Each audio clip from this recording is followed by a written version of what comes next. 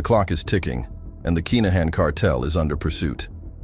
Authorities such as the Garda, the UK's National Crime Agency, the EU's Agency for Law Enforcement Cooperation, and the US State Department are collaborating in the search. With a $15 million bounty for information about them, the cartel seems to have disappeared without a trace. As their assets are frozen, global authorities are intensifying efforts to locate them. Welcome to the narcotic underworld, where we thoroughly investigate the facts and guide you through the journey of the notorious Kinahan Cartel. Comparable to Mexico's Los Zetas or Italy's Camorra Mafia, the cartel's influence spans from South American coke plantations to Ireland, Spain's Costa del Sol, the UK, and the desert oasis of Dubai. Operating a thriving underworld trafficking trade for 4 decades, the billion-pound cartel has flooded numerous countries with drugs, weapons, and violence. Allegedly involved with Lebanon's Hezbollah and Mexico's Sinaloa cartel, the Kinahan Cartel faces increased pressure with U.S. Treasury sanctions and frozen assets. Despite speculations that the kingpin, Daniel Kinahan, is hiding in Iran, where there's no extradition treaty with the U.S. and Ireland, the cartel continues to operate. The question remains, how long will they stay hidden, and where are they truly hiding? To comprehend the Kinahan's nature and the events that triggered international concern, we must explore deeper. Understanding the men behind the Kinahan Cartel and the specific incidents that escalated their notoriety is crucial. These details not only shed light on the past, but also offer insights into the potential whereabouts of the Kinahan Cartel.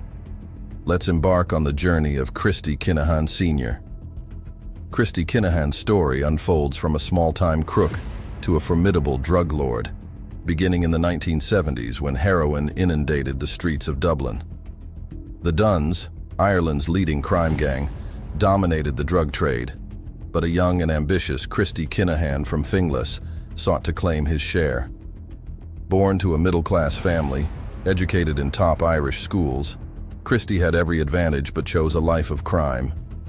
In the 1970s, he was a kickboxing champion and gained notoriety for burglary, forgery, theft, and property crimes.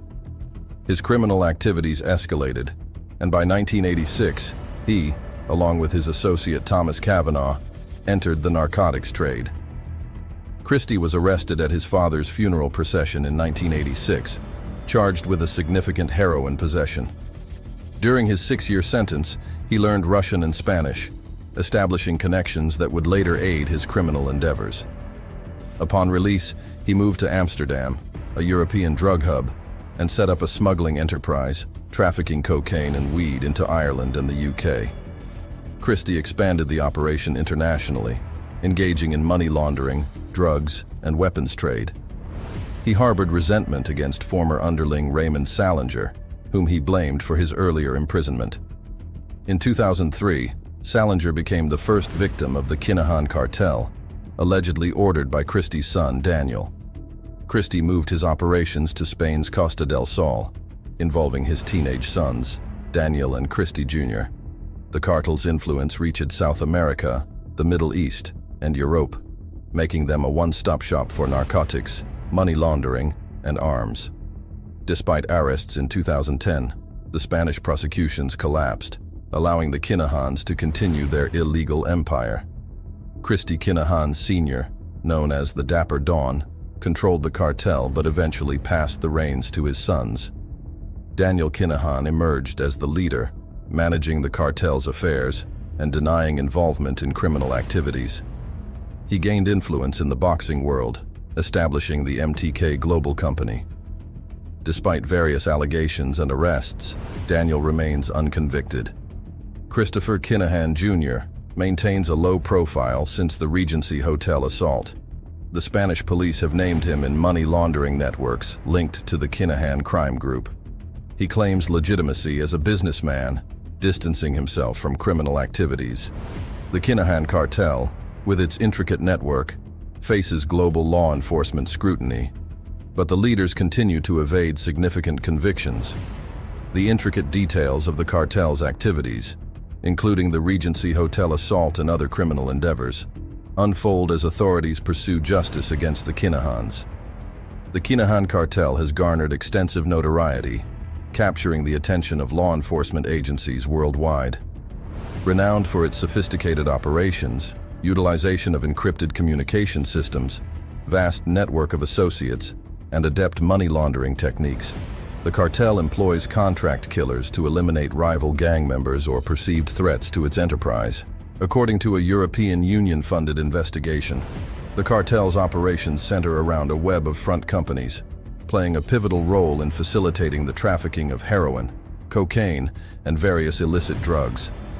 These entities also serve as conduits for contraband movement and money laundering, employing a strategy reminiscent of organized crime syndicates like the mafia. Additionally, real estate investments are strategically utilized to conceal illicit assets. The cartel's penchant for violence is highlighted in a report by the European Monitoring Center for Drugs and Drug Addiction, linking the Kinahan Cartel to 20 murders across Belgium, Ireland, the Netherlands, and Spain. The investigation reveals Daniel Kinahan's involvement in establishing several companies in the United Arab Emirates, UAE, particularly Dubai. This venture, conducted with local authorities' blessing, involves at least 2 intermediaries assuming ownership of significant stakes in these businesses. In the UAE, the Kinahan brothers diversified into various industries, including food, clothing, textiles, business services, management, and aviation consultancy. Leveraging the business-friendly tax policies in the Emirates' free zones, they expanded their global reach. Leaked records further unveil undisclosed connections between MTK Global, a global boxing promotion firm, and Duku Consultancy, a crucial Kinahan-affiliated company subjected to U.S. sanctions.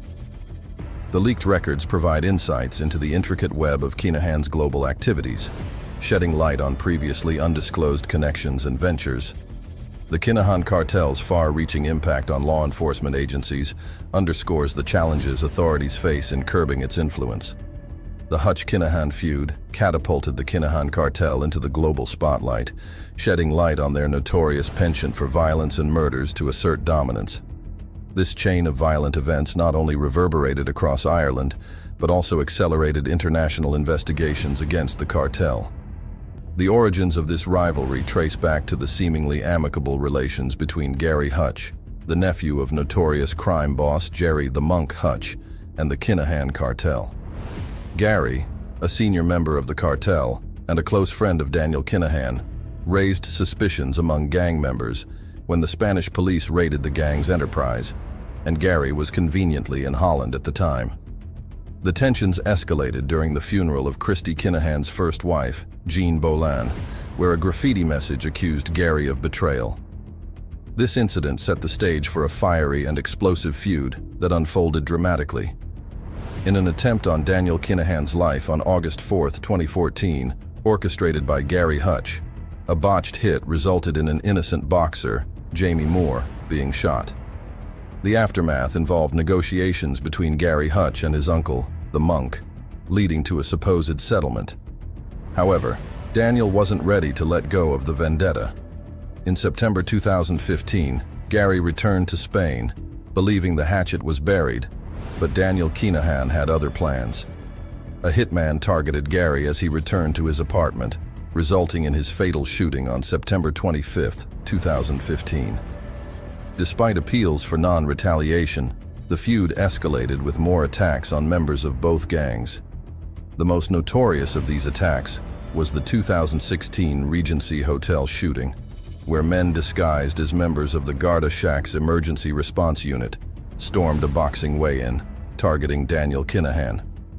While Daniel escaped, his associate David Byrne fell victim to the orchestrated assault. The Regency Hotel shooting became a chilling symbol of the brutal feud, capturing global attention and emphasizing the Kinahan Cartel's brazen acts of violence. The incident unfolded with a sense of urgency and chaos, as captured in the intense audio clips. The urgency and tension in the voices suggested an ongoing crisis, with someone desperately calling out for updates and clarification. The mention of someone trying to get out, being stuck, and driving down in a van added to the suspense, indicating a critical situation unfolding. The mention of "they're down there with things" hinted at a potentially dangerous scenario, possibly involving weapons or other illicit activities. The urgency in the voices and the reference to being stuck down there suggested a high-stakes situation with potential consequences. This incident marked a turning point in the Irish gangland, triggering an all-out gang war and prompting accelerated police investigations. The repercussions were far-reaching, claiming 18 lives and exposing the Kinahan Cartel's international operations. Daniel Kinahan's escape to Dubai, where he joined Christie Sr. and Jr., didn't bring peace to Dublin, as retaliatory attacks continued. The gang feud, combined with international investigations and sanctions, dealt significant blows to the Kinahan Cartel. Key members, including Thomas Kavanagh and Johnny Cash Morrissey, were arrested, and the cartel faced increased scrutiny. The U.S. Treasury's sanctions, a $5 million bounty on key figures, and freezing of assets by the UAE authorities, intensified the pressure. Despite efforts to legitimize their activities through sports promotion and legal fronts, the Kinahans faced growing legal challenges. The tweet by Tyson Fury, praising Daniel Kinahan for his role in a boxing match, inadvertently drew attention to his involvement in high-profile events, further complicating the situation. The arrests of key cartel members and associates, along with mounting evidence tying the Kinahans to various criminal activities, set the stage for legal action. The prospect of charges for directing an organized crime gang, involvement in feud-related killings, drug trafficking, and weapons importation looms large. The encrypted BlackBerry devices seized in previous operations provided crucial evidence linking the Kinahans to attempted hits, drug distribution, and murder plots.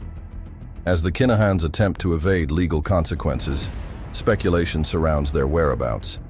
Daniel's reported escape to Iran, historical visits to the Middle East, and potential presence in Dubai raise questions about their ability to avoid prosecution. The unfolding legal drama and the international spotlight on the Kinahan Cartel continue to captivate public attention and law enforcement efforts. The question remains: how long can the Kinahans elude the reach of the law? The answer may unfold as legal proceedings progress and international cooperation intensifies.